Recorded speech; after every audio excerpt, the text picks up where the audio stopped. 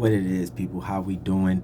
It is your boy, Mr. AKA PSG, with the Pretty Guy swag. And in case y'all didn't know, y'all are the first to tune into the very first video here on the sessions of I'm Coming Through, where I come through not just with the knowledge, not just through your phone, through your speakers, but to your soul. You feel what I'm talking about? Like, I'm here to help spread some knowledge. I'm here to spread some joy and laughs. I'm here to, enlighten and be enlightened.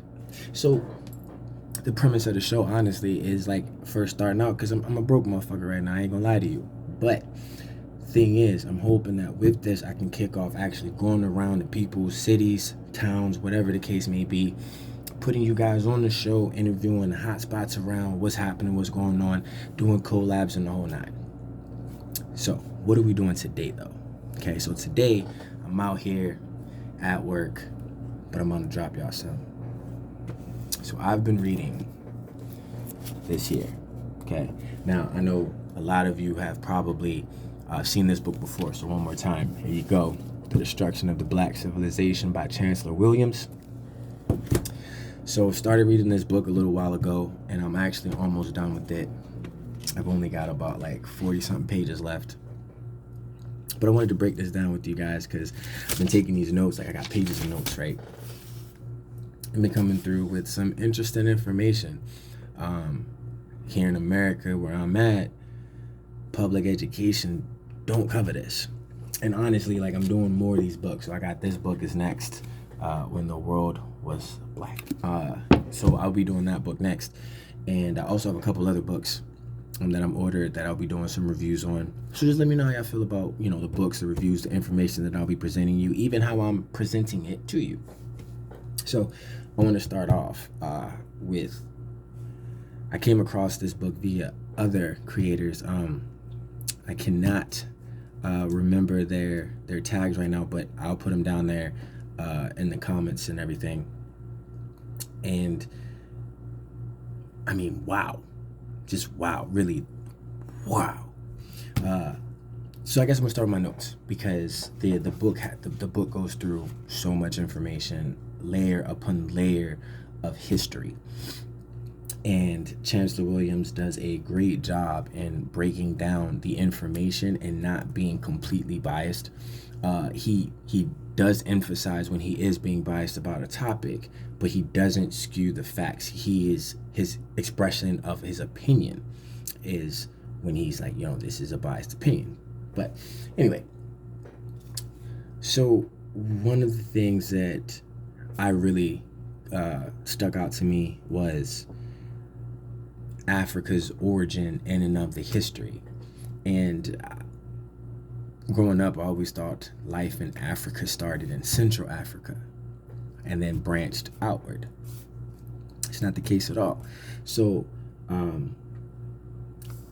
Ethiopia, right? And now I'm reading from my notes. Now my notes are directly taken from the book.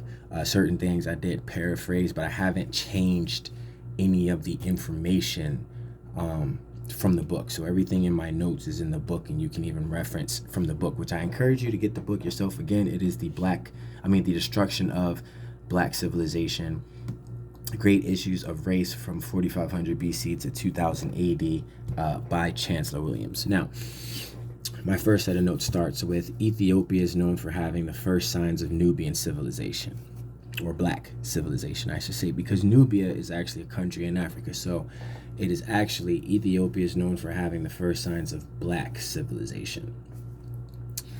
A study showed over a millennium in Africa had a single government. So for over a millennium, Africa had one single government. Unity in all fundamental institutions. We aren't taught this because massive Black unity would mean massive Black power. And so white Africanists focused on ethnic differences among Africans, tribal antagonisms, hopeless language barriers, and cultural varieties. So that's huge, because I remember that. I remember being taught in school that the reason why Africa, being as big as it is, wasn't as rich as some other countries was because Black people in Africa couldn't get along. And thus other people came in and took over that country, and thus leading to the Africa we now have today. This directly contradicts that. It says that there before, in the beginning, the starting of history, there was a single government, unity, and all fundamental institutions. And by fundamental institutions, we're talking about schools, we're talking about hospitals, we're talking about stores, things like, think of what we have today. Fundamentals, what we have today, that's what they had. So moving on, now here's the thing, right? Because we're going to start getting deep, and we're going to get deep fast. So personally, growing up, I was taught that colonizers and colonialism bad. Okay, well, I discovered that was bad. I wasn't taught that it was bad. What I was taught was that was what happened, which led to what was going on. But in essence, it's bad. We know that. Everybody knows that it's bad. Okay, so with that, I had no idea about this next pieces of information that I'm going to be divulging to you. So Arabs and Berbers also enslaved blacks. Now a lot of you are like, duh. But I, growing up, didn't know that. Had no idea. I was always taught that because now we have the Nation of Islam, and the Nation of Islam is what? Predominantly black people. And so from that, I figured, oh, so black people were Islamic before Christianity came through. And no, that's not the case either. So we're going to find out where all of that come from and why there are so many black Nation of Islam members. Blacks are in Arabia, the U.S., and I put an asterisk next to that, South America, and the Caribbean islands because of enslavement. One more time. Blacks are in Arabia, the U.S., South America, and the Caribbean islands because of enslavement. So that lets you know right then and there, like the branching out minus the migrations, okay? Because we'll get more into that later. But was due to enslavement, which is Arabia, the Arabs, U.S., of course, we got the colonizers, South America, okay? Now, why South America? The Portuguese. And the Caribbean islands, okay? And that's because that's like the French, the British, they all had like different spots. So that's why. Now, a white Arab, okay? This blew my mind. A white Arab. Since 1944, Arabs have been deemed white by law. Never even knew that was a thing. As far back as the mid-1900s, class education, especially on blacks, further reinforced colonialism's policy of perpetual disunity in Africa and elsewhere. So, Caucasians are not just fair-skinned people. By definition, Caucasians are Asians, Arabs, well, not by definition, I say by law. Asians, Arabs, Berbers, Europeans, anybody that isn't. Okay? So, here's where we're about to get real deep. Okay? We're about to get deep right here. In education, right, what we all are taught we need. We all have went to school, whether it's homeschool, public school, whatever type of school. We've all been to school in some way or been schooled, okay? In education, thinking is neither required or expected, but the ability to absorb and recall is. Why is that important though? It's important because it's legitimately telling you when you go to school and when you send your kids to school, nobody's expecting them to think for themselves. It's not what school's for. Like, I have a hoodie that literally says, school is not for smart people. Like, you're not encouraged to be a free thinker. You're not encouraged to grow. You're not encouraged to challenge and question. What you're encouraged to do is not be disruptive, take the instruction, retain it, and then be able to spit it back to you on tests and quizzes and things like that with no type of real world application. So that's important because like that's the basis of all like education in America is you go to school. If you go through and look at old movies, you go back and look at like what were parents saying in old movies, like you gotta either go to school, you gotta have a job. But we're learning now, and it's being understood now that education does not promote knowledge and wisdom. If anything, it just promotes having a memory, being able to recall information. So certain things that I've also put in here are certain things that you should probably look at too, because these are things that I put asterisks by that I'm going to like further delve into. And one of those things is the history of colonialism in Africa. So like that history goes deep, as we know. Like as far as being raped and ransacked and pillaged by other nations that teamed up together just to take you down in order to just, and that's the one thing, if you look at it, Caucasians understood one thing that, as you will understand through these notes, that blacks didn't do. Caucasians, even though they fight each other, will put aside their differences and band together against someone else that don't look like them. But through history and these notes, we find out that it seemed blacks didn't or couldn't, whichever it is that you want to interpret, do that. So this next piece I really like, because we all understand. Well, we should all think about democracy, the government, and understand how it works. A lot of us don't know that people who chant America's a democracy really don't understand what democracy is, nor do they understand just how much America is not a democracy. America is more of a democratic republic than a democracy, because in a true democracy, the people make the rules, they make the changes, they make the laws. It's about the people. In a democratic republic, it is a group of people who make the rules and set for the people. So it's different. But we're not going there. That's a whole nother video we'll do. So, drop the comments if you want that. Moving on. So the reason why I bring that up, though, is there's this word called democracy, which is DOMOCRCY. So again, that's DOMOCRACY. I think I spelled that wrong the first time. But anyway, so what that is only leaders elected by the people rule. People have the freedom to express views. Certain political freedoms are enjoyed by the public.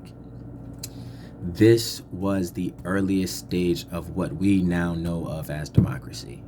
But it wasn't spelled democracy, it was spelled democracy.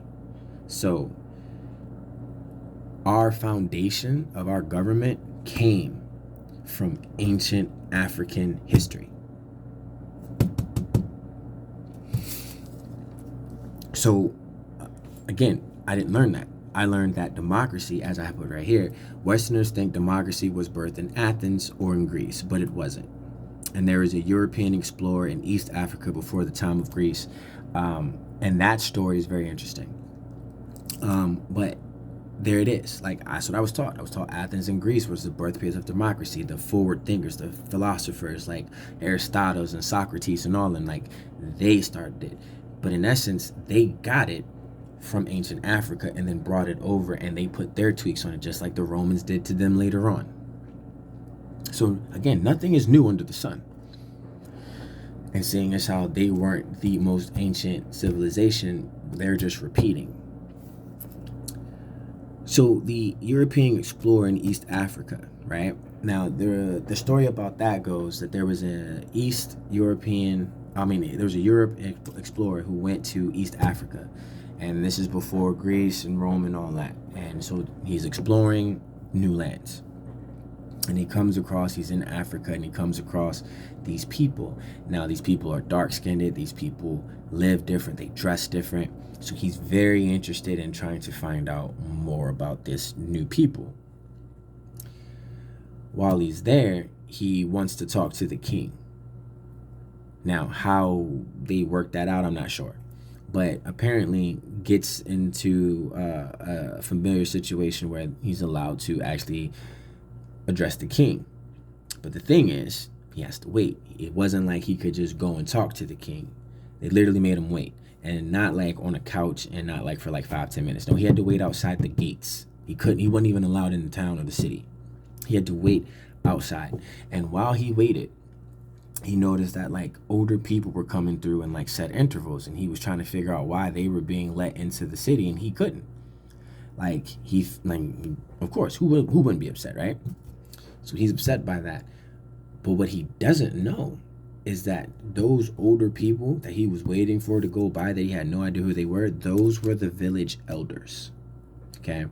And they spoke for the people around, and their job was to go and have a hearing or a summit or whatever the fuck you want to call it, meeting with the king about the new visitor.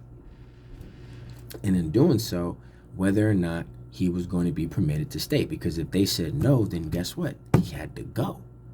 The king wasn't sovereign rule. He didn't have just almighty power over decision making. So with that, we move on. Blacks were classified as African, Ethiopian, Thebans, Libyans, Steinites, Nubians, Cushites, Memphites, Numidians, and more. Okay, so that's very important because all these places are in Africa. So everybody essentially in Africa was black. And this is what it was. They were black. Asiatic people who occupy North and Eastern Africa aren't indigenous. They did not originate on those coasts. People of Africa were among the very earliest builders, writers, sciences, engineers, medicines, architects, religion, and fine arts. Okay, and that's Africa. Okay, and we're on the back page. Like, we just went through one page of notes, we're on the back page. And we also have, like, definition, like, for instance, mulattoes, because I wasn't 100% sure of the definition, the actual definition of mulatto, so I got that. Conscience, which is, like, I don't know if any of you guys have ever just thought about the word conscious, but wow, shit if you haven't. So what we also now have found out is in ancient Africa, blacks had everything we basically have now. They had it then. They weren't living in huts. They weren't nomadic. They weren't famine, 35 cents a day feeding. That wasn't it. They lived better than we did now. Arab imperialism is just as, if not more, devastating for African people, using brotherhood to deceive naive blacks. Now, we're just getting to the very top, that tip of that iceberg about why there's so many blacks in the Nation of Islam. So Arab imperialism is fundamentally damaging because we've all know of the brotherhood. We all know that is the epitome of Islam, is one nation built together. You can't infiltrate it. But the thing is, blacks weren't part of the Nation of Islam. They weren't Islamic. They had their own religion that predated Islam, Christianity, Judaism, which we'll get to. But the Arabs, through incursions and enslavement, were able to turn blacks into Muslims, into the nation, which then perpetuated through history. And now so many of the Nation of Islam are black. That's not our origin. That's not who we were. Okay, that is Caucasian influence. That is Caucasian takeover. Africa was the cradle of religious civilization based on the concept of one supreme God, which antedated that of the Jews by several thousand years before Abraham. So Christians, Jews, everybody who believes in one supreme God, they have their religion taken from the ancient black Africans because they were the first to come across one supreme God. And not just saying there was one God, they had lesser gods, if you will, but there was only one God, the creator of all, the universe, however you now want to call it. Africans already had that notion, that idea, that knowledge first. So we're starting to see now that the evolution of humans, the evolution of humanity, the evolution of life came through Africa from blacks, but we aren't credited with any of that. Caucasians are. They're credited with everything that blacks first put down and then was Caucasianized. Centuries after mulattoes and Asians emerged as the only Egyptians, they still regarded Black Africa as the chief source of the spiritual. So what we have here is, what you're going to see is in Africa, there was a separation, because as the incursions happened from the Asians and the Arabs, Egypt started to split, because when you have incursions, you have what? You have a mingling of bloodlines. So of course, Asians through incursions, through slavery, and of course the raping and pillaging of our women, because it's been happening since they ever came across us. They started having offspring. And those offspring started becoming a different race, if you will, because they didn't acknowledge their black mom's maternal side, but their dad's Caucasian side. So we're actually going to stop there for right now.